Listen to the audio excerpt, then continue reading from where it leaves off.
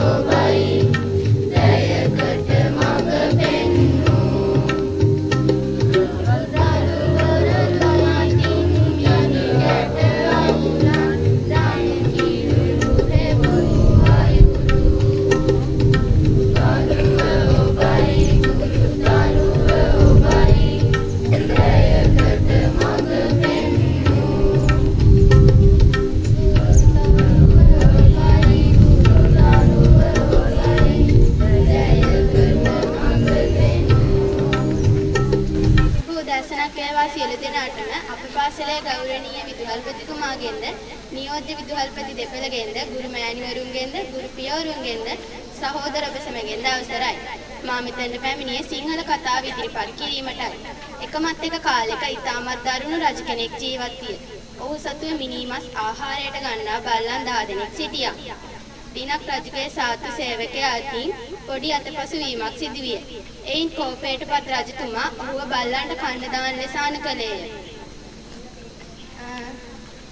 රජු ඉදිරියේ බොහෝ සෙයින් බැගෑපත් වුණ සේවකයා මම ඔබට වසර 10ක් සේවය කළා. ඒ වෙනුවෙන් මට තව දවස් 10ක් ජීවත් වෙන්න ඉඩ දෙන්න කියා රජුගෙන් ඉල්ලුවේය.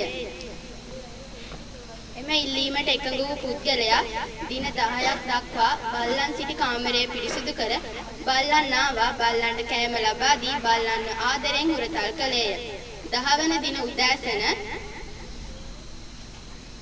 රජතුමා ඔහුව බල්ලන්ට කන්න දාන්න ලෙස අනුකළේය. නමුත් බල්ලන් ඔහුව කෑවේ නැත. ආදරයෙන් ලෙව කෑවා පමණි. ඇයි මගේ බල්ලන් ඔබව ආහාරයට නොගන්නේ යයි රජතුමා සාතු සේවකයාගෙන් විමසීය. එවිට සාතු සේවකයා මෙසේ පිළිතුරු දුන්නා. මම ඔබට වසර 10ක් සේවය කළත් මගෙන් සිදු එක වැරදීමක් නිසා ඔබ මාව අමතක කළාට මම දවස් 10ක් බල්ලන්ට ආදරෙන් සලකපු එක බල්ලන් මාව අමතක කළේ නැහැ කියා රජතුමාට පිළිතුරු දුන්නා. රජතුමා සිදු කිරීමට ගිය වැරැද්ද ගැන තේරුම් ගිය නිසා ඔහු සාතු සේවකයාට අබේ දාණය ලබා දුන්නේය.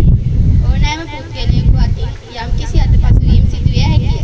එම පුද්ගලයා සමාජයේ වරදකරුවෙකු නොකඩවා එම පුද්ගලයාට එම වැරැද්ද හදා ගැනීමට අවස්ථාවක් ලබා දීමට අප කටයුතු කළ යුතුය.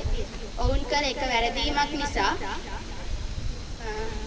ඔවුන් කළ හොඳ සියල්ල අමතක නොකර සිටීමට අප වග බලාගත යුතුය. ස්තුතියි. Professor, white madams, teachers and my dear friends, I am going to speak about the importance of English. English is a language. It is most widely spoken language in the world.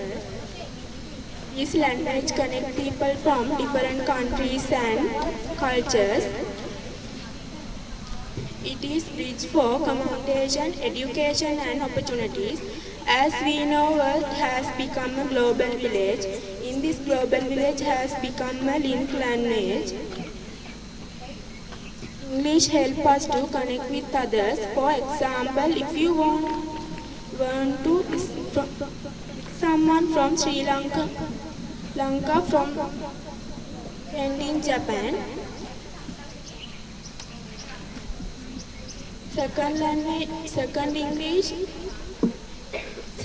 English opens doors to make it knowledge and education. Many textbooks, research and online covers are available in English. If you want to learn something new or study in foreign country. Lastly, English gives us access to environment, cultures. Most of the popular movies, songs and books are in English.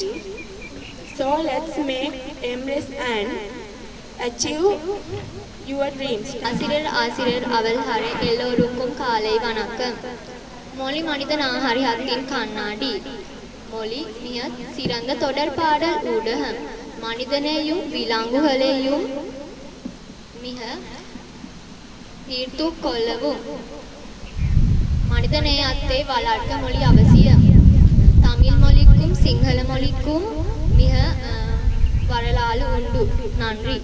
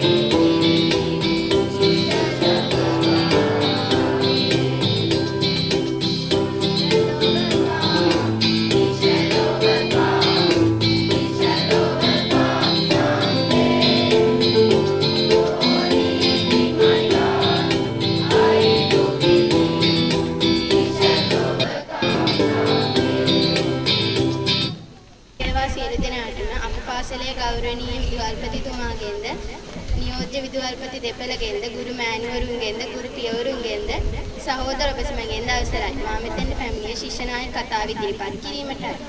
ජීවිතය කියන්නේම අභියෝග ගොඩක්. ජීවිතය ජය ගන්න නම් ජීවිතය ලස්සන කරන්න නම් වැටීම් නැගිටීම් නැවත නැවත වැටීම් අවශ්‍ය වෙනවා. අද දවසේ පරාජිතයා හෙට දවසේ ජයග්‍රාහකයෙකු වෙන්නත් අද ජයග්‍රාහකයා හෙට දවසේ පරාජිතයෙකු වෙන්නත් අද මහමග යදින යාචකයා හෙට දවසේ පෝසත් පුද්ගලයෙකු වෙන්නත් අද ධනවත් පුද්ගලයා හෙට දුප්පතෙකු වෙන්නත් අද දුප්පත් පුද්ගලයා හෙට ධනවතෙකු වෙන්නත් හේතුව ඒ මිනිසුන් අභියෝග ඉදිරියේ ජීවිතයට මුහුණ දෙන ආකාරය අන්‍යයි. රැකියා 30කින්ම ප්‍රතික්ෂේප වෙලා දහවතාවක් විශ්වවිද්‍යාලයෙන් ප්‍රතික්ෂේප වූ ජැක්මා අවසානයේ අලිබාබා සමාජය නිර්මාණය කරන්නේය. 13 වතාවක් ඡන්දයෙන් පැරදිලා 1961 දී ඇමරිකා එක්සත් ජනපදයේ ජනාධිපති ධූරයට පත්වන්නේ ඒබ්‍රහම් ලින්කන්. රාත්‍රී කර්මාන්ත හුරකරුවෙකු වූ පුද්ගලයා අද වන විට ලොවක් දන්න වැඩිම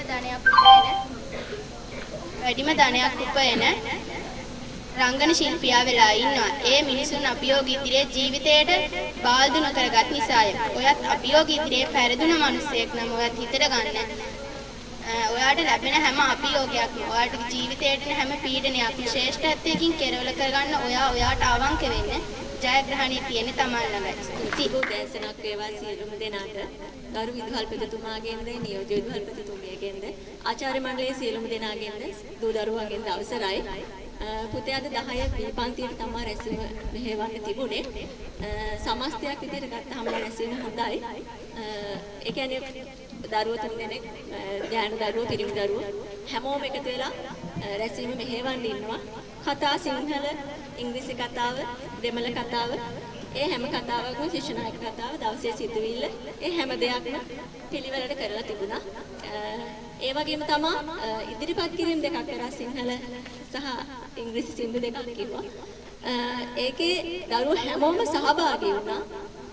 වෙනදා අපි දැක්කේ නැති විශේෂත්වයක් තිබ්බ මුළු පන්තියම වගේ දරුවෝ එතන සහභාගී වුණා. මෙතන ඇවිල්ලා ස්ටේජ් එකට හිට ගන්නවා කියන එකත් ලොකු දෙයක්. සමහරක් දරුවෝ ඉන්නවා රැස්වීමක් මෙහෙවන්න හරි මොන හරි දෙයකට කිව්වම හැංගෙනවා.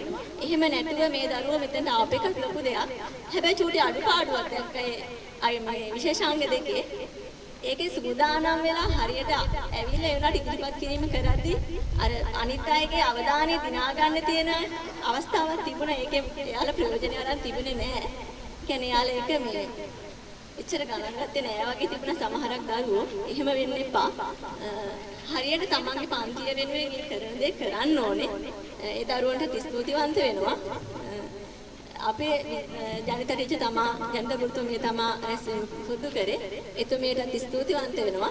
මේ රැස්වීම කරපු සියලුම දරුවන්ට ස්තුතිවන්ත වෙනවා. ඒ වගේම පුතේ රැස්වීමේ සමාලෝචන කතාව මම අවසන් කීපයකම ඉන්නවා. ඒ දරුවා වෙනුවෙන් තිරිනයක් ප්‍රදානය කරන්න අපේ පාසලේ ගෞරවනීය විදුහල්පතිතුමාට මම ආරාධනා කර සිටිනවා. ඒ දරුවා වැගීමක් කරන්න. විබෝධා 11 B පන්තියේ විබෝධා දිනේට මම ආරාධනා කර සිටිනවා. අපේ විදුහල්පතිතුමාගෙන් ඇයගේ තිරිනේ ලබා ගන්න.